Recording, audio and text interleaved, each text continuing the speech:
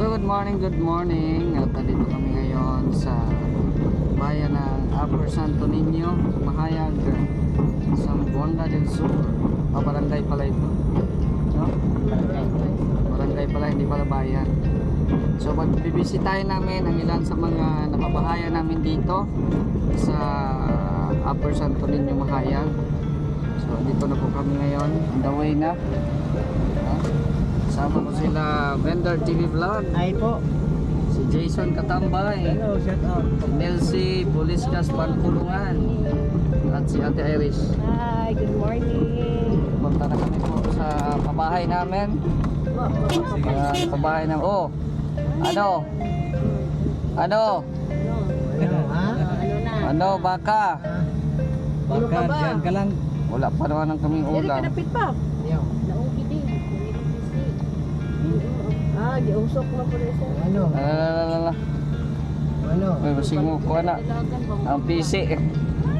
Ah. Yan. So, on the way na po kami.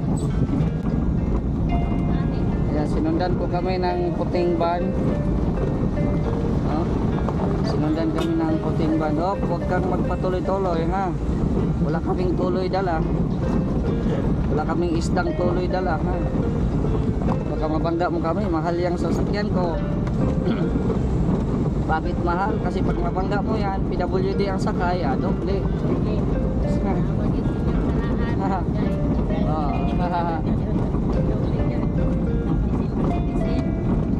So malapit na po kami, guys. Dito kami sa mga palayan-palayan. At dito yung pabahay namin. Almost 2 years na ata ito, no? 2 years na simula nung napabahayan namin dito si nanay. At tingnan natin yung sitwasyon ng bahay. Ayun, nakatayo pa naman. So survey natin kung may tao pa ba dyan. Tala Jason, let's go.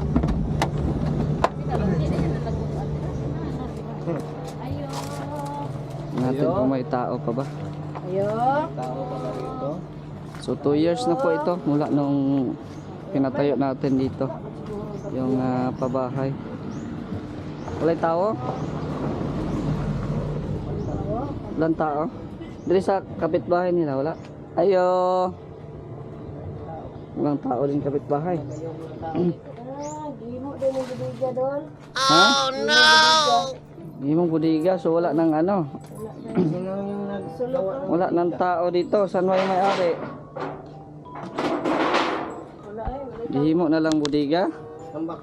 Tabakan mo na o ano, mga gamit. Ano? Pasilip daw.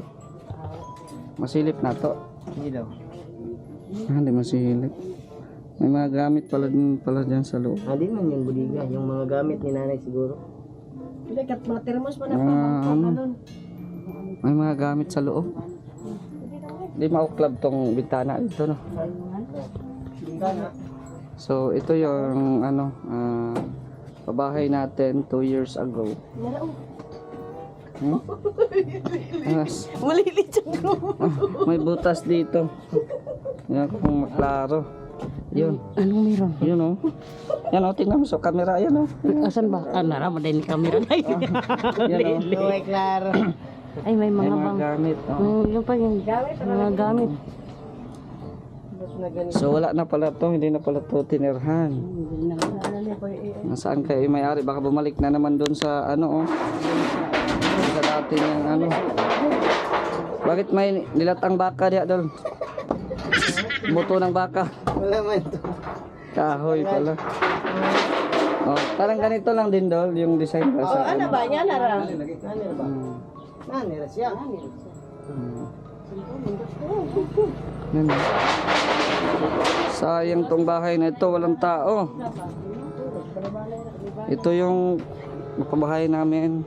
Nasira na nga din dito. Oh. Nasira na din dito.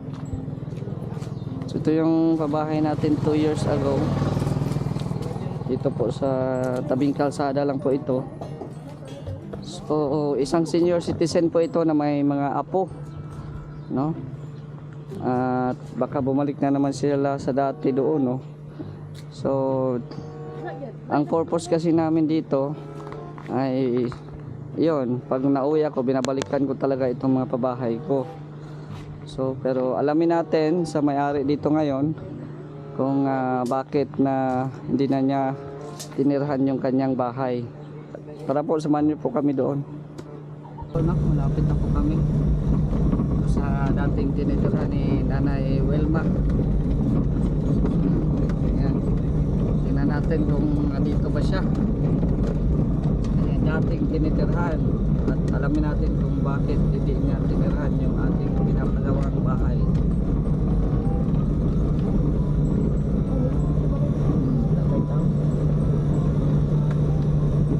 Alamin natin.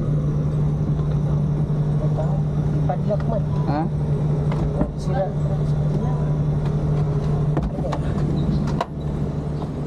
Ang tawag doon.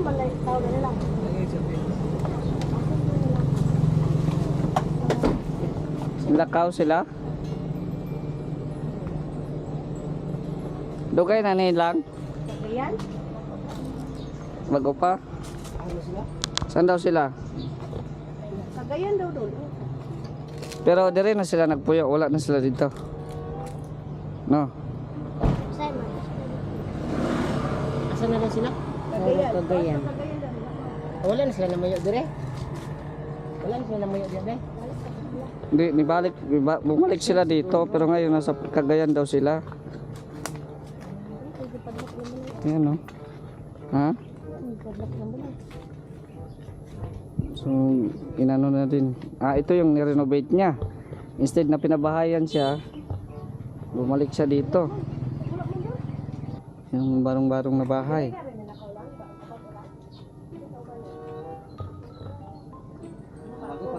Kanina lang? Kanina ra. Dugay na.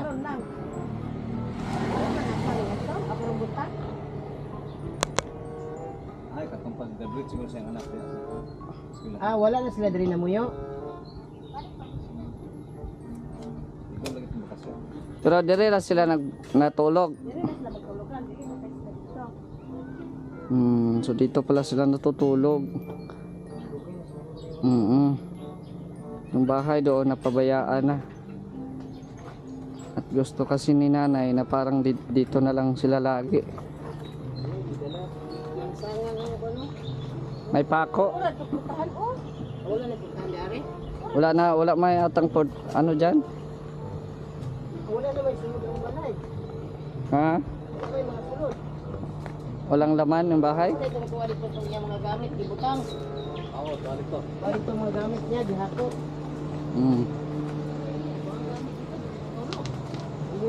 Bawal tayo pumasok dyan at bawal trespassing tayo. Naay kon ay ada kaldero. Tingnan natin. Ha? May kortina. Sige lang, awag na. Ayan na. So dito si nanay. Nakabildo. Nakabildo pa si nanay. Mas iparinubit ni nanay nito, di ba? Di man yung bildo dati. Dati may wala ito, di ba? Mas pinarenovate pa niya dito yung luma niya. Yan ang kanila. Oo, okay lang. Ayun laman niya. So ano pala niya, nilagyan niya ng jealousy. Ate, asa nang nagpuyo dito, ate? Ito, asa nang nagpuyo dito? Kuan kanang tuag. Kagayan. Ganyan dugay na sila wala dala. Kuan bagura. Mga pila ka bulan na pod. Wala pa bagura to ni nilarga. Bagura. Magpakuan to sa iyang mata. Nagpa Check up. dapat Sa sikat. Cagayan. Pero dari na sila nagtulugan. Kuan, diri usahay siya nagtulugan. Dahil matulog po siya dito. Tabok lang. Pero napansin namin na dito siya palagi no? Kasi dumadaan kami palagi sa ano. Kumbaga ning agi may permente dire. Tulugan kaysa dito. Matulog man siya. Sa una manggod kay kuan. Kana ay. Lahi makigubot sa yaha ba katubang ang tapad po nila. Mm. So nga mag-away sila, mo tong Valencia na. Hindi pala siya makaintindihan ng kapitbahay. Dili sila makasundo. Mm. Karon kana na ang nagpuyo ng balayan ning hawa na. Layas na to ang pagadian. Layas ako. Wala sa So wala na tao po diha. wala na. Sa pikas. Oo. Ay, naguli na diyan. So si nanay na lang, may naa dito na lang. Oh. Paupina pa to siya sa Cagayan ug mata. Okay. Yan man to siya good. So yun pala, hindi pala sila nagkaintindihan ng kapitbahay, kaya pala bumabalik dito. At yun, dahil sa kaguluhan, Ano sa siya? lumayas din yung kapitbahay niya. Asawa ba? So ang kapasilingan niya wala na diha ron. Ito na po pagadian. Layas So ana? Wala na kontra sa nanay dito, bumalik siya dito. Ha? Wala na siya kontra, bumalik siya dito. Wala na sa kontra dito. Hmm. Ano na? Wala na Ngaw kita na. dito ba pikas. Lakan ako kay padlak po to pikas. Oh, gipadlakan sa tag-iyan, ang tag-iya tong balaya, inahan pa po ni Ariel. Nanay ni Ray. Oo. Amin yung balay dito eh. Di ato sa tito. Ha? Sa pikas? Aham kagagikan. Ha? Aham, Takan? nag-unsa man ka sa basakan? Dapan. Anong dapok? Unsa na siya? Similya ba? Similya. Nagtanim? Oo. Tanim ng palay. Bigyan mo ng bugas si ate. Basi pa na bugas si ate. Oo. Salamat sa information, te ha. Salamat. Kay gisubay man na mo ba? Kay akala namin wala nang tao doon. Nabayaan na yung pinagawang bahay ba? Wala sir ay kay kanto ako. Hindi pala sila magkaintindihan. Kapitbahay. Yan. May bigas kami diyan, te para Sige, salamat sir. Salamat din. Oo. Okay. Pag-um siguro ka nakaani. Wala ay. Wala di ay. Igo ra. Mm. Ang giani na mo ikuragi kuan na 2 ka hektarya. Sus, 23 ra ka sako. Ikuha man sa amo. Maintain lang. Maintain lang man sila, di man sila para di man sa kanila 'yon. So, 'yon, wala pa ng tao dito ngayon. Salamat aling bugas. Sige lang. Salamat po sa information. Tara, hindi po din magdugay kay ako may adtuon. So, yan po no. Ito po yung nakalap natin na impormasyon na kaya pala po na hindi araw-araw nandun si nanay sa pinapagawa nating bahay kasi nga yun pala hindi sila magkaintindihan nung kapitbahay noon. Dati bago kasi namin yan pinabahayan si nanay. Dati sinuyo pa namin yung kapitbahay na yan. No, sinuyo pa namin tapos okay, approve. Tapos yun nga okay siya na para daw may kapitbahay kasi daw, no. So ayun hanggang sa napabahayan namin. So yun pala ang hindi namin alam yung kapitbahay pala ay parang may parang may baga moody, no, moody. Kumbaga mabait ngayon, may hapon mag-iba na naman yung mood, di ba? So yun pala ang rason kung bakit na hindi na malagi si nanay sa bahay nila. So ayun, nalaman din natin ngayon no, yung kapitbahay po nila na wala din pala sila dito kasi andun po si nanay sa Cagayan de Oro, no, nagpapa-check up sa mata. So ayan, hindi natin naabutan si Nanay Welma. So punta na lang po kami sa iba pa naming beneficiary. So shoutout po sa inyong lahat, mga viewers po natin ngayon. Maraming salamat po sa inyong walang sawang suporta. At kung ano man yung mga nangyari sa loob ng Kalingap, still support pa rin natin si Kuya Val, Tednan Kalingap Prab, no? Kami po ang nakakaalam kung ano ang mga adhikain ng mga matubang family, kung ano ang pakay ng mga matubang family, no? Hindi lang yung mga beneficiary ang nabago ang buhay, kundi kami as a vlogger, malaking pagbabago ng aming buhay simula nung dumating ang mga matubang family sa amin, or mula nung tinanggap kami sa poder nila ng mga Matubang family. So suportahan pa rin natin sila, no? Ano mang mangyari, at ipaglalaban natin hanggang sa dulo ng mundo. Ay, grabe. Kanta yun ah. So hanggang dito na lang muna ang ating video mga kalingap. Don't forget to like, share at subscribe. At salamat din po sa suporta dito sa Mindanao. No, tuloy pa rin ang pag-charity natin habang hindi pa tayo nakabalik ng daig.